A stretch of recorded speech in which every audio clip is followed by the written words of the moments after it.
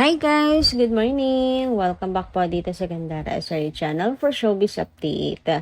Ang tatalakayin nga natin ngayon at pag-uusapan mga kakimpaw ay patungkol po dito sa aktor na gusto pong makatrabaho si Chinita Princess at patungkol nga po dito sa picture na inilapag ni Chinita Princess sa kanya pong account kung saan very familiar nga daw mga ka-KP. Pero bago po ang lahat, sa mga hindi pa nakaka-subscribe sa ating channel, pakiclick lang po tayo ng ating subscribe button at notification bell na nandyan sa baba para mag-updated kayo sa mga susunod natin chika tungkol sa Kimpaw. Maraming salamat! And ngayon nga dumako na po tayo sa ating pong palitaan sa umagang ito. And unahin na po natin pag-usapan ng tungkol dito sa mga reaksyon ng Kimpaw Lancia single sa mga nagdaang balita. So, ang comment na napili natin for today ay mula po kina Madam Helen Santos at Miss Vivian Caraig. Sabi nila rito, talagang gusto nilang sirain sina Kim and Paolo. Sobra talaga ang mga bashers talaga. Hindi sila titigil hanggang hindi naghihiwalay sina Kim and Paolo. Sila lang talaga ang atat na atat, makapareha si Janine ni Paolo. Palibasa, laos na ang idol nila. Hindi papayag si Paolo makapareha ang malandi. Kaya kayo, tumigil na. Biski iparehas si Paolo, hindi kikita ang movie nila. Sayang lang ang gagastusin ng ABS-CBN. Hindi sila tatangkilikin ng fans ni Paolo. Si Kim lang talaga ang gusto namin. Kaya kayo tumigil na. Nako, Miss Helen Santos, parang mali po ata. Kasi kapag Paolo Avellino fan lang, kahit hindi nila gusto man si Janine para kay Paolo, for the sake of Paolo, kasi mahal nila si Paolo, so suportahan pa rin nila to kung gusto ito ni Paolo Avellino. 'Di ba mga kakimpaw? Kung fan ni Paolo ang tatanungin natin, pero kung Kimpaw fans ay hindi, 'di ba? Kimpaw lang. Pero pag Paolo Avellino fans alone, for sure susuporta pa rin sila. Ayaw man nila sa partner o hindi.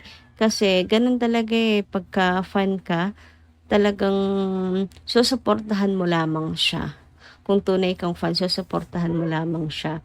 Tayo, Kimpaw fan, super no, kahit mamuti ang mga mata ng mga Punin fans na yan, hindi kami papayag. And hindi naman biro po ang suporta ng Kimpaw Lanjas para baliwalain na lamang. Kaya hindi po yan magkiklik pa rin kahit suportahan ng mga fans ni Paolo Avellino. Kasi mas marami pa rin pong fans ang Kimpaw. Hindi po sasapat ang bilang ng mga Punin fans compared to Kimpaw para mapa-blockbuster, para maging trending, para mag-click, para kumita ang project.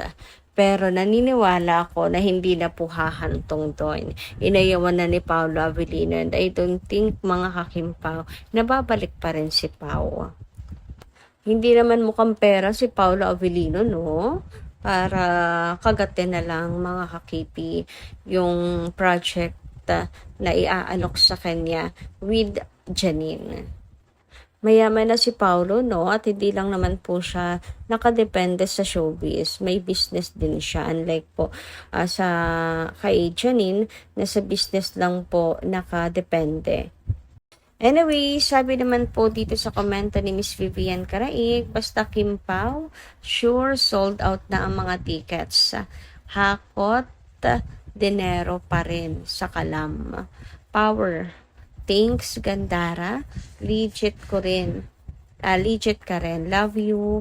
More taker, everyone. God bless us all.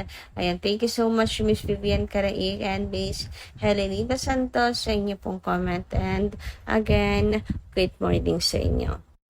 Samantala, ayon naman po dito kay Miss Selenita Catalasan. Good morning sa'yo. Hello, Gandara. I'm so happy. Binasa mo yung comment ko. Although minsan lang akong mag-comment.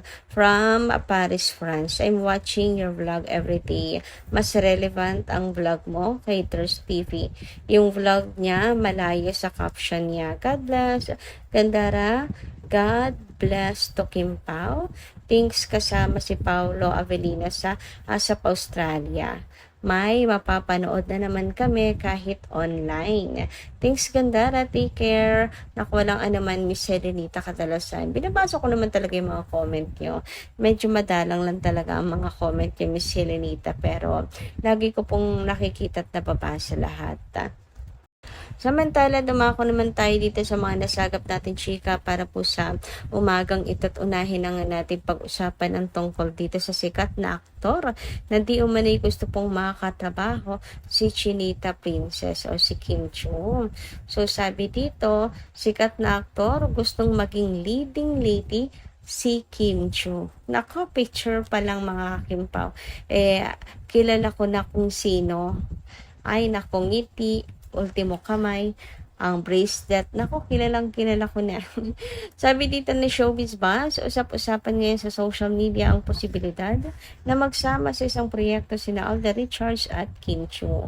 Marami sa kanila mga tagahanga ang agad kinilig sa idea ng tambalang ito dahil pareho silang kabilang sa mga pinakasikat at pinakamahusay na artista sa kanilang henerasyon. Ayon sa ilang ulat at naging pahayag ng aktor, kabilang umano si Kim Chu sa mga artistang nais niyang makatrabaho sa hinaharap. Naniniwala si Alden na malaki ang maiaambag ng isang bagong tambalan at masaya siyang makasama ang iba't ibang artista sa mga proyekto. Si Kim naman ay patuloy na gumagawa ng sunod-sunod na proyekto at nananatiling isa sa pinaka-in-demand na kapamilya stars. Dahil dito, marami ang naniniwalang magiging malaking kaganapan sa industriya kung sakaling magsama sina Alden at sa isang serye o pelikula. Hindi naman nagpahuli ang mga netizens sa pagbibigay ng kanilang reaksyon. Marami ang nagsasabing sariwa at kakaiba ang magiging chemistry nila Alden at Kim, habang ang iba naman ay agad na naghahayag ng suporta para sa posibleng tambalan ng dalawa. Bagamat wala pang opisyal na anunsyo tungkol sa isang proyekto para sa kanila, patuloy na umaasa ang kanilang mga tagahanga na balang araw ay matutupad ang matagal nang hinihiling ng marami na makita silang magkasama sa iisang produksyon. Sa ngayon, nananatiling abala sina Alden Richards at Kim Chu sa kanilang mga commitments. Gayunpaman, kung magkakaroon man ng pagkakataon na magkasama ang dalawa, tiyak na isa ito sa mga proyektong aabangan at pag-uusapan ng maraming Pilipino. And ang masasabi ko lang dito mga kakimpaw, as much as gusto kong magkapareha si Alden at saka si Kim sa isang proyekto mga kakimpaw, you know naman that I am one of Alden Richards fan, hindi muna sa ngayon ako mga kakimpaw. Gusto ko pero hindi muna ngayon dahil napaka-click po ng tambalan nila Kim and Paolo. I mean, hindi ko naman tatraydo rin ang Kim Pao. Kumbaga, ang pangit lang din kasi tingnan mga kakipi na biglang papasok si Alden. Friends po siya ni Alden Richards, di ba? Friends sila ni Kim Chu. Ayan, magkakaibigan po sila mga kakimpaw. Tapos, ang sakit noon for Paolo na biglang ipapares siya kay Alden, na friend pa man din niya ang wawasak sa tambalan nilang dalawa. Hindi naman siguro wawasak, biglang gigit na, biglang mag-i-interrupt sa tambalan nilang dalawa. Kung sakali man magbalik tambalan ulit si Kim and Paolo, wala na, biglang sumingit si Alden at hindi po mabubura yun mga kakimpaw. Kaya as much as gusto ko na magkatambal po sila, hindi pa siguro ngayon. Siguro kapag nag-decide na si Paolo na maglaylo sa showbiz at mag-focus na lang in directing, kung si Paolo ang magdidirect and may consent ni Paolo, why not, 'di ba? Pero not now. Not now talaga. Samantala, dumako naman tayo sa next topic natin ngayon at patungkol naman ito mga kakimpaw sa ibinahagi ni Chinita Princess sa kanyang social media account. Naganap po niya mga kakimpaw. So, naaalala niyo po ba ang picture na yan? Kasi marami pong mga nakakaalala sa picture na to.